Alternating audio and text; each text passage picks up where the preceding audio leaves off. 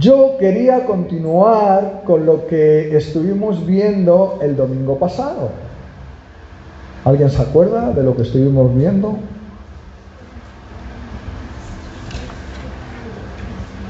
Bien. La salvación.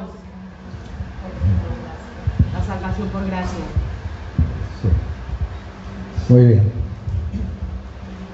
Pues hablábamos de la importancia de interpretar correctamente la palabra de Dios. Hablábamos que la fe viene por el oír y el oír la palabra de Dios. Pero antes dijimos que la fe, la salvación es por medio de la fe. O sea que para ser salvos necesitamos fe. Y sabemos que la fe, como acabo de decir, viene por el oír la palabra de Dios. Entonces, cuando Pablo dijo esto en Romanos 10:17, estaba el Antiguo Testamento, pero el Nuevo Testamento no estaba. Se hizo más adelante, 3 siglos después, se recopilaron las cartas de Pablo y otras cartas y los evangelios para formar el Nuevo Testamento. Realmente nosotros estamos en la dispensación de la gracia y lo que se ajusta a nuestro tiempo es el Nuevo Testamento. Es lo que nos enseña la nueva dispensación. Ahora bien, no desechamos el Antiguo Testamento, porque, ¿sabéis? El Antiguo Testamento está conectado con el Nuevo Testamento. Hay cosas del Antiguo Testamento como la dispensación de la ley. Hubieron otras dispensaciones, pero nos vamos a fijar en la más próxima a nosotros, la dispensación de la ley, que con Cristo, con la venida de Cristo, el Señor Jesucristo dijo en los evangelios, la ley fue hasta Juan el Bautista. Bueno, todavía fue un poquito más, pero realmente la ley fue hasta que Cristo fue crucificado y la sangre de Cristo fue vertida. A partir de ahí entra la gracia de Dios. Y estábamos hablando también de lo importante, porque siempre el ser humano como que lleva implícito en él, intrínsecamente, la ley. Si tú le preguntas a cualquiera en la calle que qué tiene que hacer para ser salvo, te dice, ser buenas personas, no hacer cosas malas, no tener envidia, no tener... ¿Te dicen eso? Todo el mundo te dice eso. Viene intrínseco en nosotros y venimos a Cristo y seguimos teniendo eso en la cabeza. Y para que nos entre la dispensación de la gracia en la mente y en el corazón, pues tiene que pasar un poco de tiempo, porque de verdad que nos cuesta.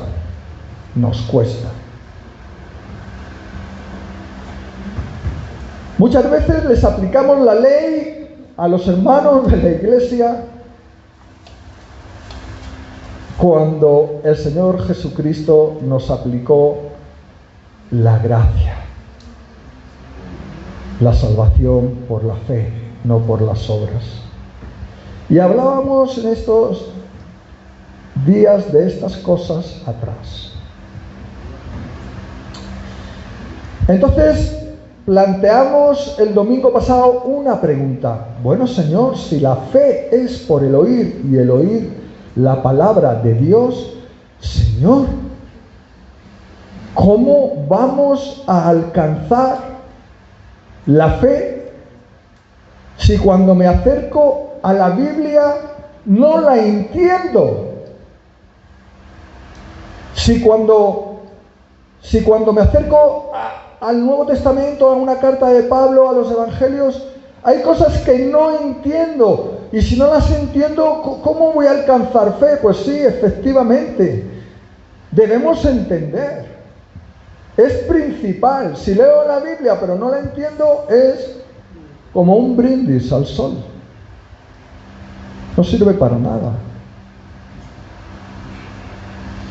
Y si no leemos la Biblia, no vamos a recibir fe. Y como acababa de decir, si leemos y no entendemos, no vamos a recibir fe. Si entendemos pero no aplicamos, no vamos a recibir fe. Si no somos verdaderos discípulos de Cristo, no vamos a recibir fe. Si no recibimos fe, no vamos a ser salvos. Porque la fe, pues, es conocer la verdad que es Dios. Amén. La fe es algo que te lleva a tener una relación personal íntima con Dios por medio del conocimiento de Dios.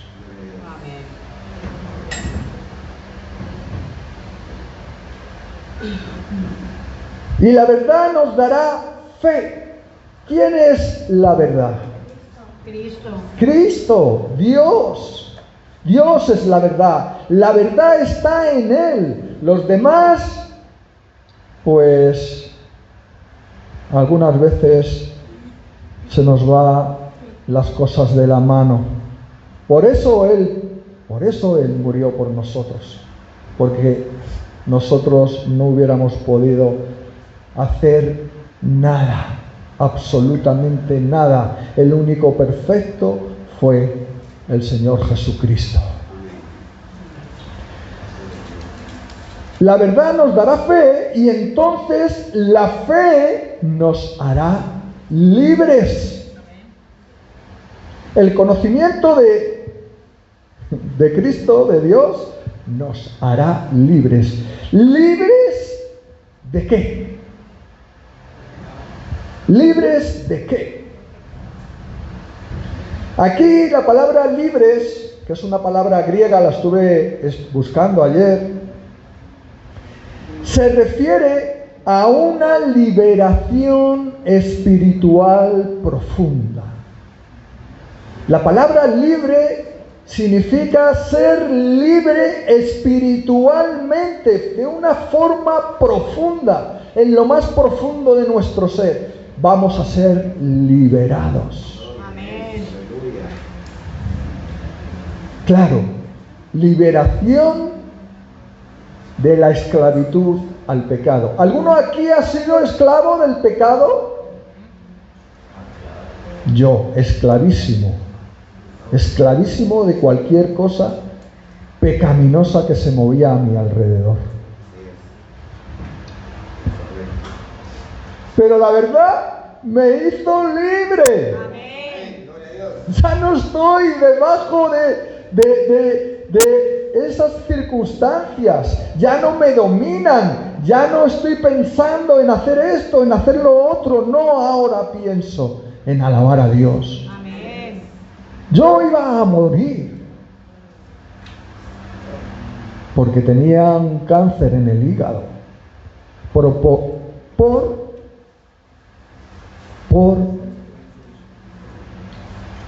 la bebida, las drogas y todas las cosas que me mantenían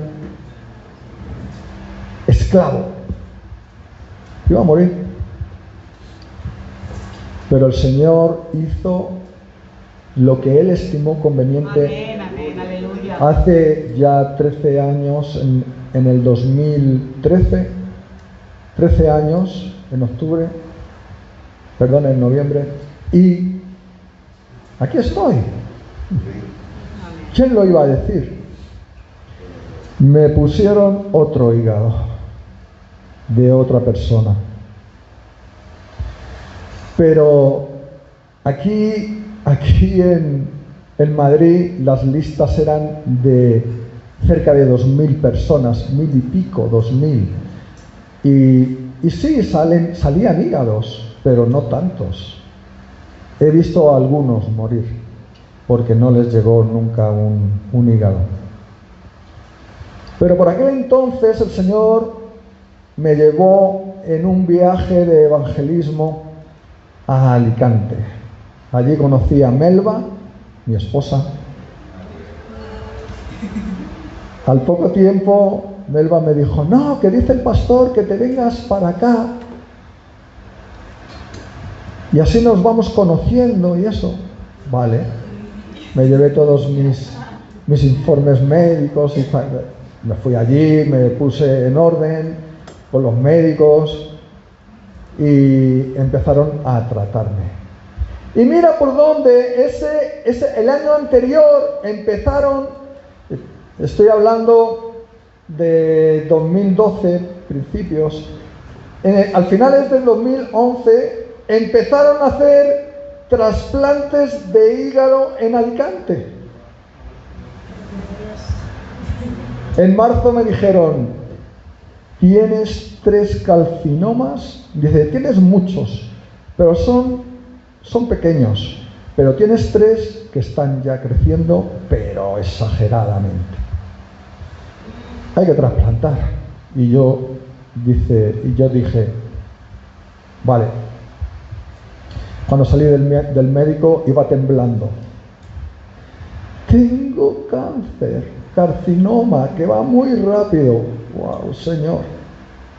Y yo iba temblando. Me dio una descarga de adrenalina de esa que temblando.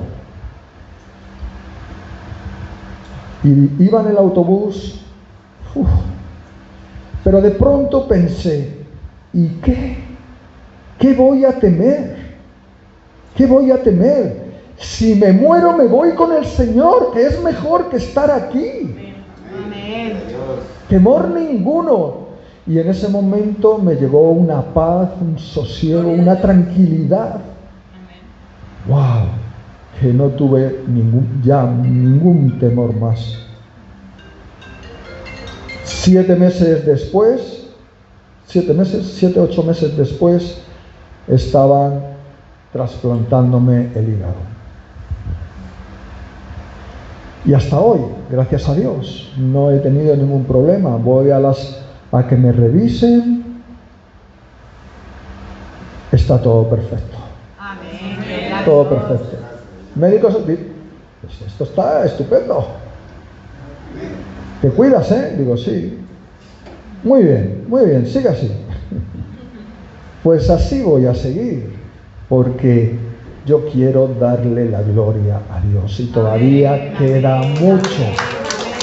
Aleluya. Quiero ser agradecido con el Señor. Si Él me ha dado un hígado, no voy a ir a machacarlo otra vez. No bebo alcohol, no bebo nada que pueda perjudicar ese hígado, que tal vez otro también lo necesitaba y me lo pusieron a mí. Muy bien. Esa es un poquito de mi testimonio. Fui liberado de la esclavitud del pecado. Y ya no vuelvo más a pecar. Ya no vuelvo a hacerme esclavo. Ahora soy esclavo del Señor Jesucristo, que es mucho mejor.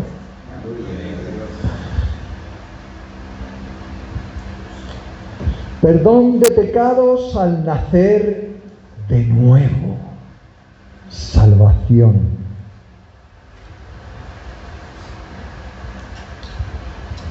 Vamos a leer, porque esto que he estado diciendo tiene mucho que ver con Juan 8, 30 y 32. Juan 8, 30 y 32.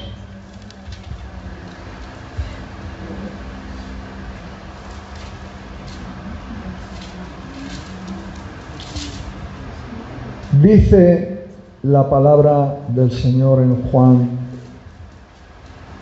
8, capítulo 8, del versículo 30 al 32.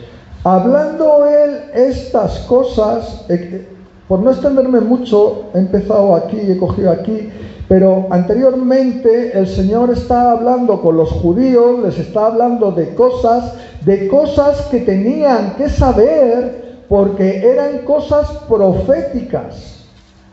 Del profeta Isaías, de algunos otros profetas, les estaba hablando sobre que tenía que venir el Hijo de Dios, el Mesías prometido, y les estaba hablando y casi, no de una manera certera, pero les estaba diciendo que Él era.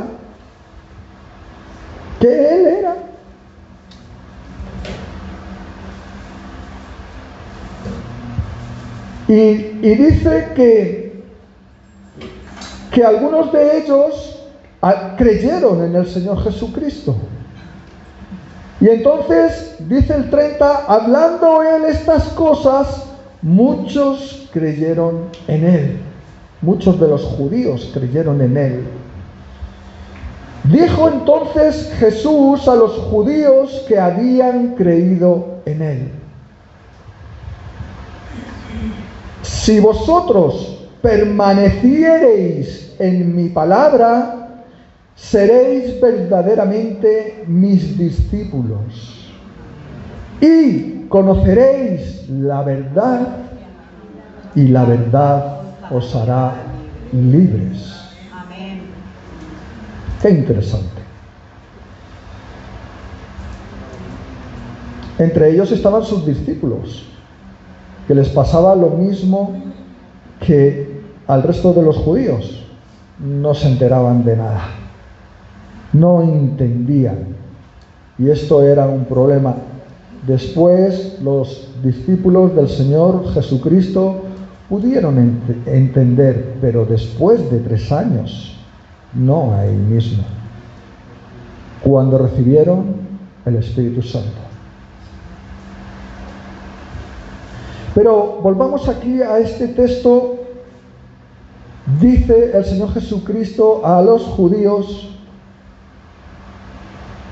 si vosotros, 1, permaneciereis en mi palabra, punto 1, permanecer en su palabra.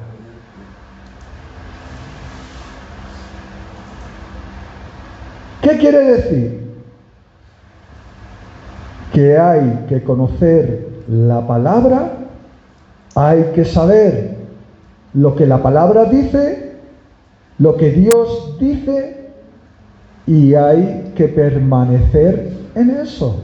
Hay que guardar eso, estar en eso, no movernos de ahí. Si el Señor Jesucristo dice, por ejemplo, en el Sermón del Monte: oísteis que fue dicho ojo por ojo y diente por diente. Pues sí, lo oímos. Y está 3 veces en el Antiguo Testamento esa cita: ojo por ojo y diente por diente. Dice: ahora yo os digo, no resistáis a vuestro enemigo. El que te pegue un bofetón en la mejilla derecha, le pones también la izquierda. El que quiera coger lo tuyo, no se lo rehuses, dáselo, regáleselo. El que quiera coger tu sayo, dale también tu capa.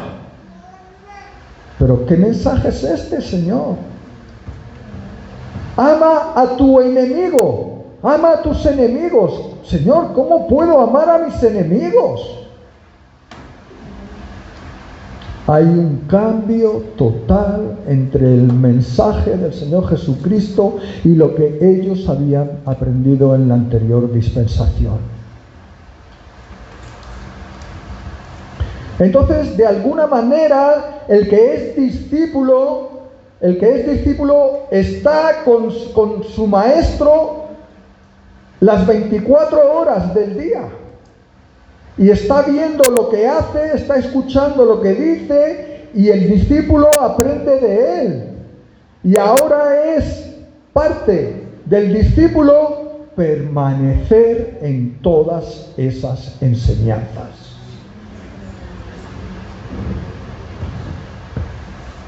Entonces, si el discípulo permanece en esas enseñanzas y en esas cosas que ve que el maestro está haciendo, entonces dice el Señor Jesucristo: seréis verdaderamente mis discípulos.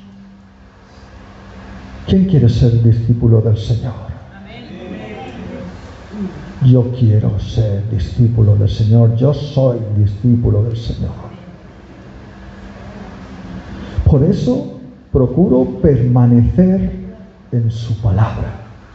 Por eso, para permanecer en su palabra, leo la palabra. Por eso procuro entenderla, porque si no lo entiendo no me sirve de nada.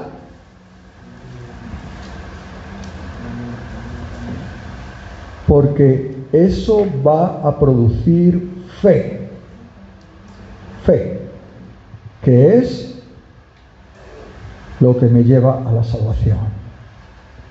Fe. Contra más fe, más difícil le es al enemigo, a mi enemigo, al enemigo de Dios, más difícil le es tirarme al suelo,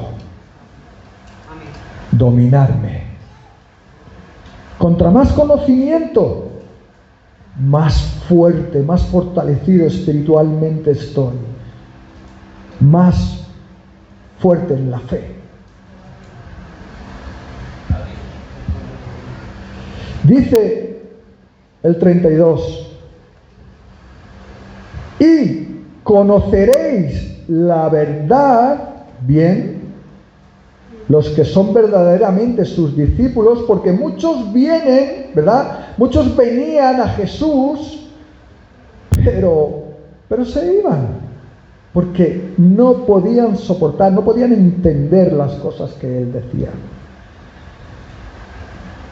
Entonces, si resultamos ser verdaderos discípulos, entonces conoceremos la verdad. ¿Qué significa esto? Tercer punto, conoceremos la verdad. Significa que vamos a tener una relación personal con el Señor Jesucristo, con Dios. Conocer aquí es una palabra que se traduce de la palabra griega ginosko, que significa ser uno con el objeto o con la persona conocida. Si yo soy uno con el Señor Jesucristo, entonces verdaderamente ese conocimiento de Dios me va a hacer conocer a Dios, que es la verdad. Y entonces Dios me va a hacer libre.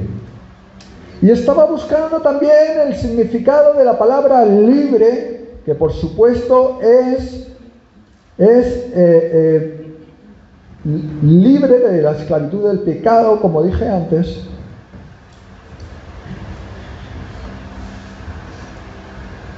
Pero más allá, para ser completamente libre de la esclavitud del pecado, tanto en el Antiguo Testamento como ahora en el Nuevo Testamento, lo que pasa que en el Antiguo Testamento era algo temporal, que había que estar haciéndolo a cada año, con Cristo ya es para siempre, eterno. Debía haber un perdón de pecados. Y esto es lo que el Señor está aquí diciéndoles a ellos: conoceréis la verdad y la verdad os hará libres, salvos. Porque si se nos perdonan los pecados, es para salvación. Porque estábamos condenados.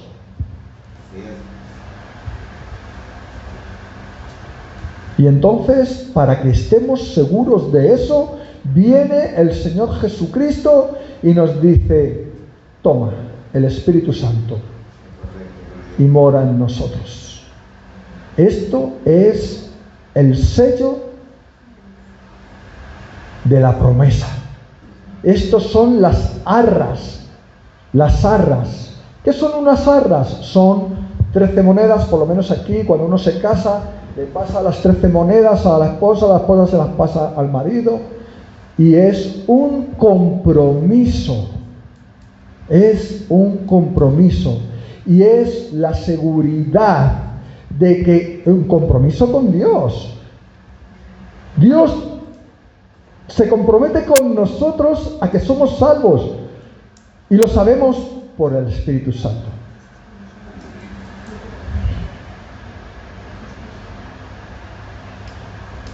Aleluya.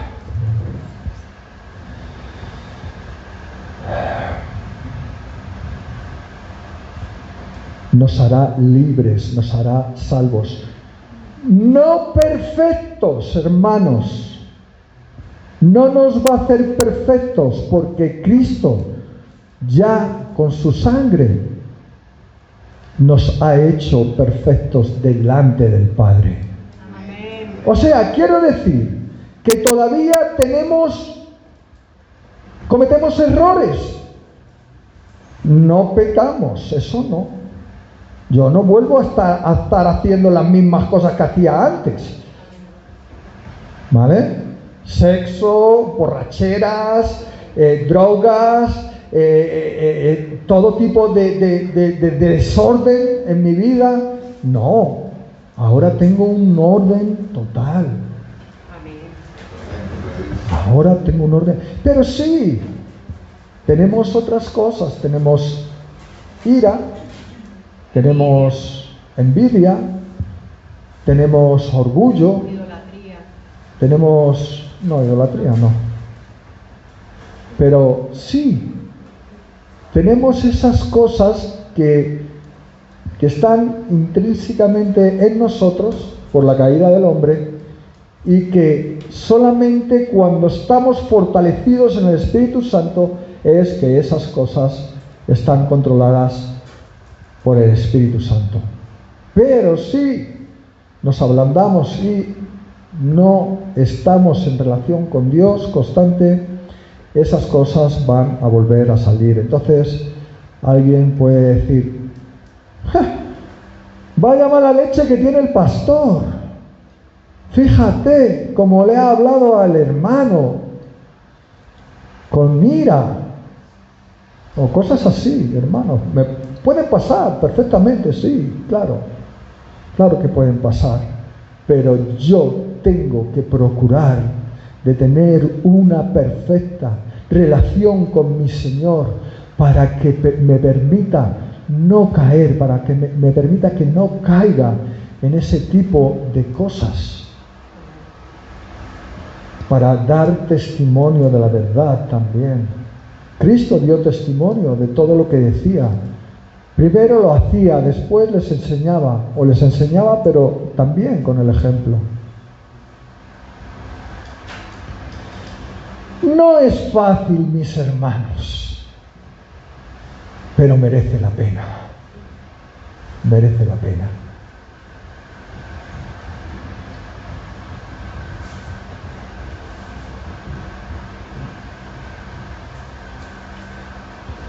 Si Dios no nos juzga estando muertos en delitos y pecados, Dios no nos ha juzgado, sino que nos ha llamado y nos ha dado la salvación, y no nos juzga, ¿quién nos va a juzgar? Amén. Hay un acusador, Lucifer, Satanás, que significa adversario de Dios, que está delante de Dios, mira lo que ha hecho, cualquier cosita. Pero dice la palabra, abogado tenemos para con el Padre. Aleluya.